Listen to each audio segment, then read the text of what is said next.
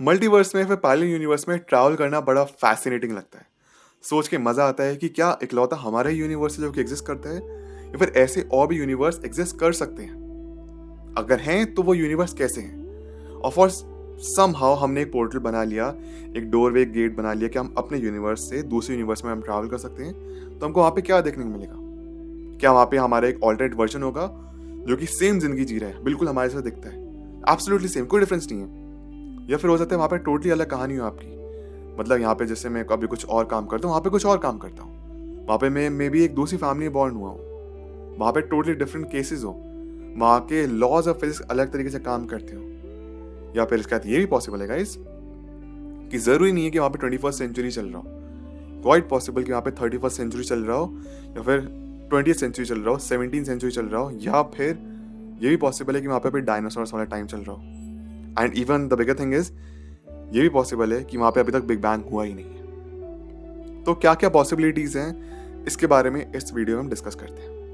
देखिए 13.8 billion years ago हमारा जब यूनिवर्स बना बिग बैंग से, may be hypothetically speaking could be possible कि सिर्फ हमारे यूनिवर्स नहीं, बिग बैंग की वजह से और भी मल्टीपल यूनिवर्सेस बने, जिसकी वजह से हमारा मल्टीवर्स बना। पैरेलल यूनिवर्स क्रिएट होते चले गए। और हर जगह की यूनिवर्स की अलग कहानी है। आसान भाषा में, जैसे हमारे अर्थ के जो ग्रेविटेशनल पुल है वो मून का अलग है, जुपिटर का अलग है, सैटर्न का अलग है, हर जगह का अलग है, सन का अलग है।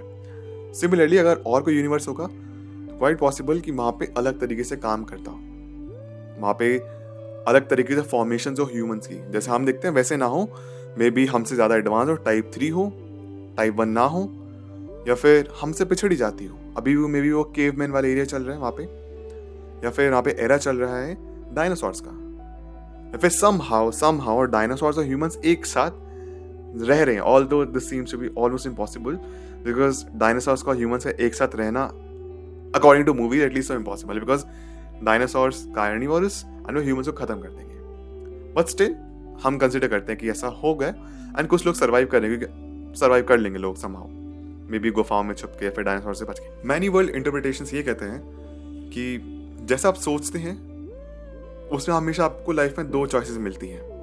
What I mean to say over is कि फॉर एग्जांपल आपने सोचा कि इस लाइफ में आप इंजीनियर बनना चाहते हैं, और आपके पास एक और ऑप्शन था कि आप कॉमर्स या फिर आर्ट्स ज्वाइन करते हैं, लेकिन आपने you went with engineering. Of course in सारे ऑप्शंस में से आप कुछ एक ही चूज कर सकते थे, एंड बाकी जो ऑप्शंस हैं उनको आप नो बोलेंगे, या तो यस है फिर नो है।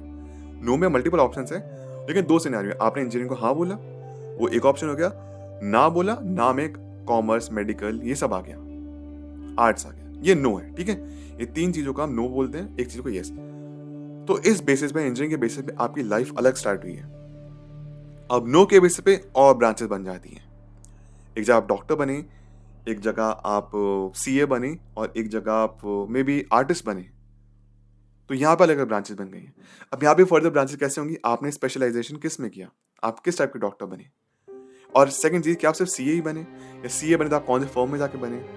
और तीसरी चीज, आप आर्टिस्ट बने तो किस टाइप बने, आप सिंगर बने, क्या आप म्यूजिशियन बने, या फिर आप ह्यूमन रिसोर्सेज में गए, या फिर यूएन में डिफरेंट डिफरेंट सिनेरियोज, बहुत अलग अलग चीजें हो सकती हैं।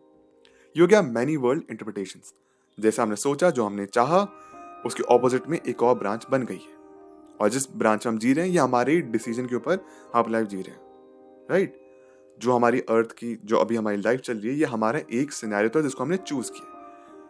नहीं चूज किया होता तो एक और लाइफ होती, इसके बारे में शायद अभी सोच सकते हैं। सेकेंड चीज ये है, स्ट्रिंग थ्योरी ये है कि आप सब एटॉमिक लेवल पे जाते जाएंगे तो वहां पे जो पार्टिकल्स हैं वो, उनका जो बिहेवियर काफी अनप्रेडिक्टेबल है, और ऐसा कहते हैं कि वो थ्रेड्स की फॉर्म में आपको मिलेंगे, वाइब्रेट करते हुए।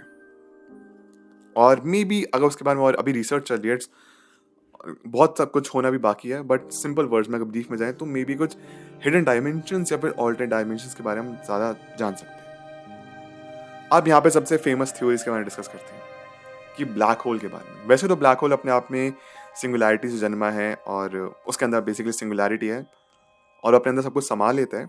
बट कंसिडरिंग एक हाइपोथेटिकल सिचुएशन में कि ब्लैक होल एक्चुअली एक वार्म होल की तरह काम करते हैं। Wormhole, what I mean to say over here is कि वार्म होल एक पोर्टल है इस यूनिवर्स से दूसरे यूनिवर्स में जाने का, एंड ब्लैक होल इस वार्म होल की तरह काम कर रहे हैं।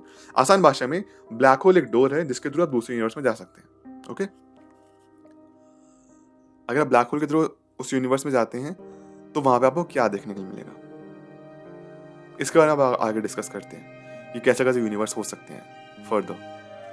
और चौथी चीज़ जो ये है कि theory quantum computing and simulations, ये one of my favourite theories में से एक है। इलॉन मस्क ने भी इसके ऊपर डिस्कस किया था कि मे बी हम एक्चुअली एक सिमुलेशन का पार्ट हैं, हम एक कंप्यूटर प्रोग्राम का पार्ट हैं। आसान भाषा में समझाने के लिए हम एक कंप्यूटर प्रोग्राम का पार्ट हैं, हम एक सिमुलेशन में जी रहे हैं, जैसे हम एक गेम के पार्ट हैं। और हमारा जो क्रिएटर है, जैसे हम अपनी लाइफ में जी रहे हैं, क्रिएटर जो है इसके पार रह रहे हैं, इधर रह रहा है क्रिएटर हमारा, और वो हमको कंट्रोल कर रहे हैं हमारे समहाउ। अगर हम मे बी फ्यूचर में क्वांटम कंप्यूटिंग के थ्रू और एआई के थ्रू और ज़्यादा रिसर्च कर आके may be 100, 200, 300 million years later हम ऐसी स्थिति में पहुंच जाते हैं जहाँ पे हम इस सिमुलेशन के बाहर निकल पाएंगे, तो मे बी हम जानेंगे कि उसके बाहर क्रिएटर है, फिर वहाँ पे भी एक और यूनिवर्स एग्जिस्ट करता है। तो ये कुछ साइंटिफिक थ्योरीज हैं जिनके ऊपर काम चलता भी है, होता भी है।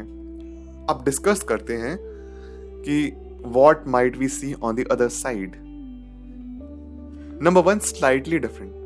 छोटे मोटे डिफरेंसेस होंगे, मे बी एक्चुअली छोटे मोटे डिफरेंसेस भी काफ़ी बड़े डिफरेंस हो सकते हैं। जैसे मैंने अभी आपको एक एग्जांपल दिया, आपने इस लाइफ में चूज किया इंजीनियरिंग, दूसरी लाइफ में आपने चूज करी MBBS, वहाँ पे आप हो सकता है आप डॉक्टर की पढ़ाई कर रहे हो या फिर आप डॉक्टर बन चुके हो। This could be a different scenario. आप सेम फैमिली में बॉन्ड हुए हैं, लेकिन मे बी अब वो जो फैमिली है, that family is as rich as Ambani's and Musk and Adani's and the super duper rich families of the world. Okay? अब of course फैमिली में ज़्यादा रहना चाहेंगे। सेकेंड चीज रेडिकली डिफरेंट है, वो ये इंपॉर्टेंट है। अगर आपने सोचा भी कि हमको उस यूनिवर्स में जाके रहना है, तो हमको ये देखना पड़ेगा कि वो हैबिटेबल है भी हमारे लिए।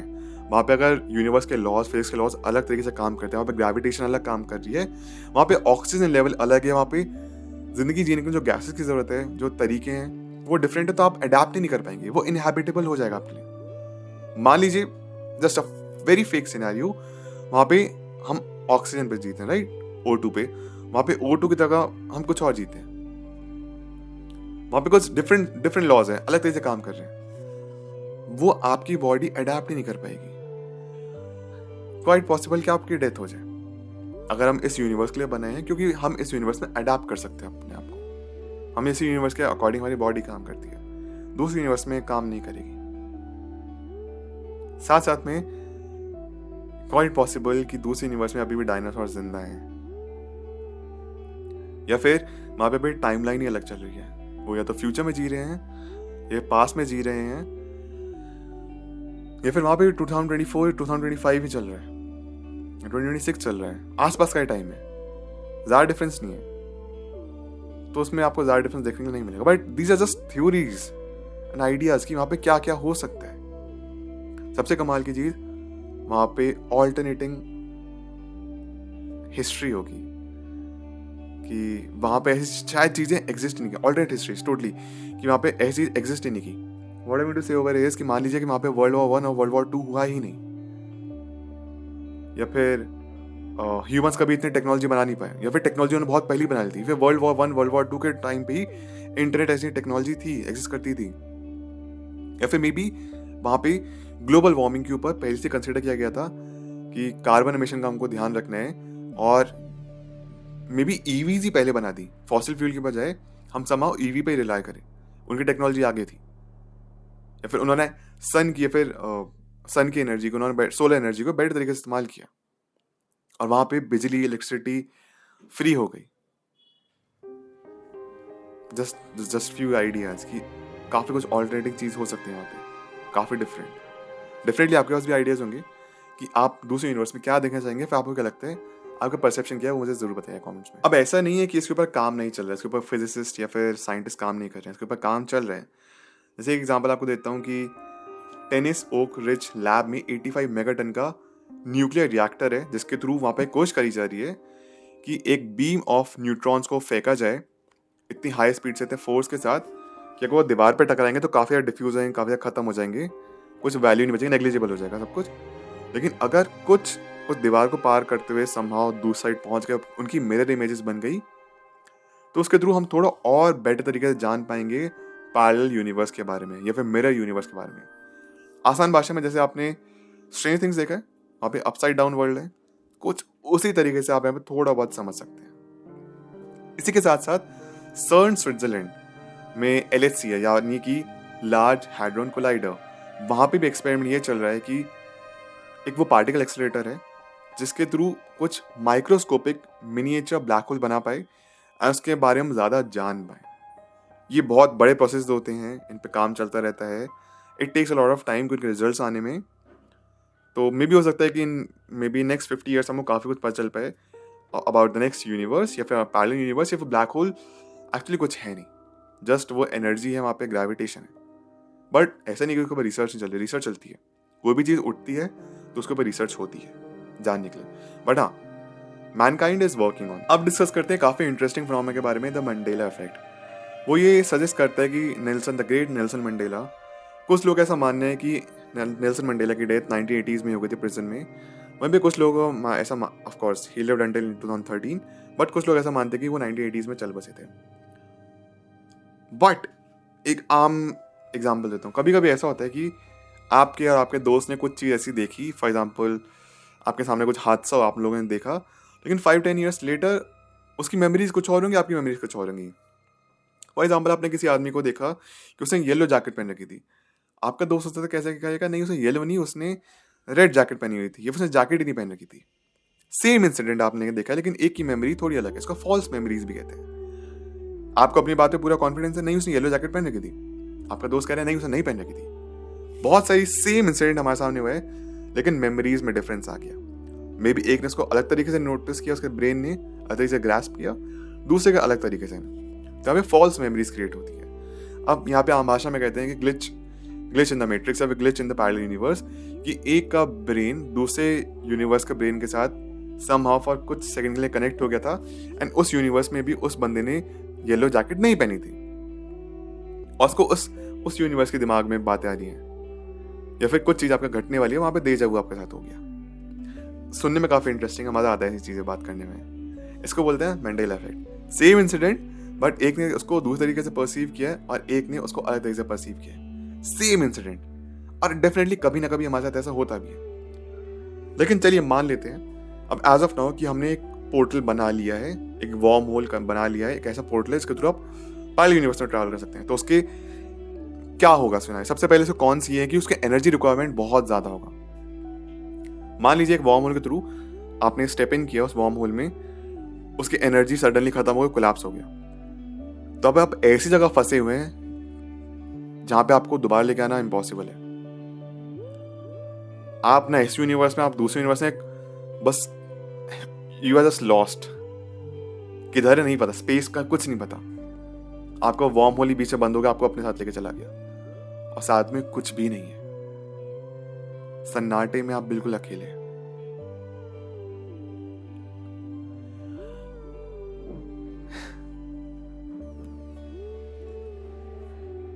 इसलिए स्टेबिलिटी की बहुत ज़्यादा ज़रूरत है। सो मैं थॉट्स में चला गया था कि कैसा फील होगा ना कि अगर आप वार्म होल में आपने ट्रैवल किया, अंदर घुसे, बंद हो गया, आप उसके बाहर पहुंच ही नहीं पाए, you are just alone in some other realm, 5th dimension, 6th dimension, 4th dimension, वो है कोई अलग dimension,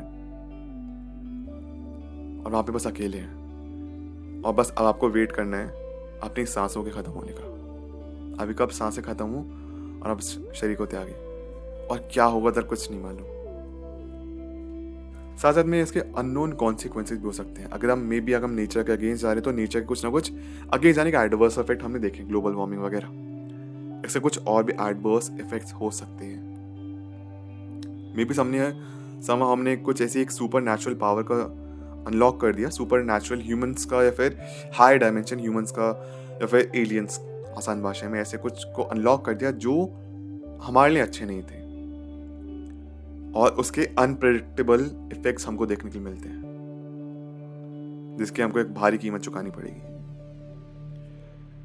so as of now scientist are working on it, and सच में आप मुझे ज़रूर बताइए कि आपको कैसा लगेगा जस्ट इमेजिनिंग द सिचुएशन कि अगर आप दूसरे यूनिवर्स में ट्रैवल कर सकते हो, आप क्या देखना चाहेंगे, और अगर वार्म होल में फंसे रह गए तो क्या होगा।